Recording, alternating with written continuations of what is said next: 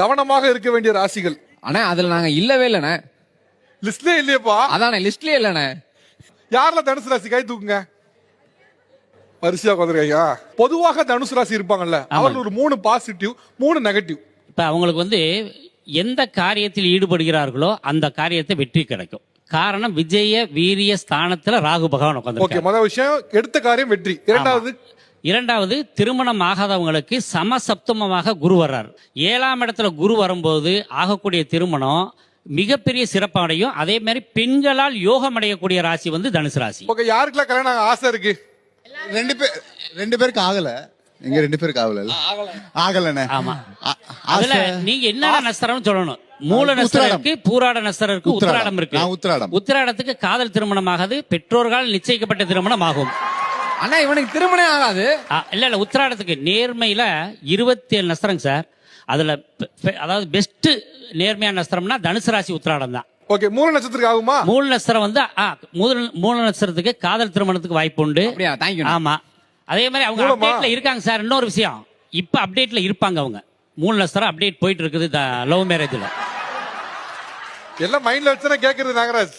அப்போ love marriage வேணாம் இல்லனா? இல்ல உத்திராடத்துக்கு மட்டும் தான் லவ் மேரேஜ் ஆகாதா? ஆமா, ஏன்னு கேட்டீங்க, அவங்க ரொம்ப ஸ்ட்ரெயிட்டா இருக்கிறதுனால, நேர்மை ஓவரா இருக்கிறதுனால அவங்கள விட்டுட்டு பேர் பிரிஞ்சு போயிடுறாங்க. அவர் அந்த சாக்க விட்டு வெளில வரல. சின்ன வயசுல இருந்து ஆசை லவ் பண்ணி கல்யாணம் பண்ணணும்னு. இல்ல விட்டு போயிட்டாங்க. கரெக்ட் தான் சார். பொதுவா தனுசு ராசிக்கு இந்த வருஷத்தை பொறுத்த வரைக்கும் விநாயக பெருமான தொடர்ந்து வழிபாடு பண்ணாலே போதும் சார். முடிஞ்சதுன்னா செம்பருத்தி பூன்னு சொல்லுவாங்க, இந்த ஒத்த செம்பருத்தி, அதை வாங்கி விநாயகருக்கு வச்சு அதாவது பூவை சாத்திட்டு, விநாயக பெருமானே எனக்கு எல்லாம் நீ பண்ணி கொடு அப்படின்னா தாராளமா எல்லா காரியமும் இந்த வருஷம் கண்டிப்பா நடக்கும் சார். அது மாதிரி ஒரு விசுவாசமா இருந்தாங்கன்னா 100% தனுசு ராசிக்காரர்கள் குறைவில்லாம இருப்பாங்க சார். சூப்பர். ஓகே, மேல விடுங்க, அவட்ட விடுங்க. உங்களுக்கு சில டவுட்ஸோட வந்திருப்பீங்க. 2025 எப்படி இருக்கணும்? உங்களோட டவுட் என்ன? டவுட் ஒன்னே தான், என்னன்னா இந்த வருஷமாவது கடன் பிரச்சனை எல்லாம் தீர்ந்துருமான்றது தான். ஏன்னா 2018 இருந்து இன்னும் கடன்லயே இருக்கு. அந்த பிரச்சனை எப்போ தீரும்ன்றது தான் தெரியல. கடன் பிரச்சனை கண்டிப்பா தீரும். கடனை அடைக்க முடியும். அந்த லவ் ப்ராப்ளம்னு ஒன்று சொல்லிட்டு இருந்தாங்க. அதுக்கு என்னன்னா மல்டிபிள் ரிலேஷன்ஷிப்குள்ள போவாங்க தனுசு. என்ன ரீசன்னா நாகராஜ் எல்லாரும் உங்க சப்ஜெக்ட் எடுக்கிறாங்க. இல்ல, எப்பவுமே அவங்க குட் கிவர்ஸ். ரிலேஷன்ஷிப்ல இவங்க தான் கொடுத்துட்டே இருப்பாங்க. அந்த எண்ட்ல இருந்து எதுவுமே வராது. டக்குன்னு மல்டிபிள் பிரேக்கப் அப்படிங்கிறது வந்துட்டு இருக்கும்.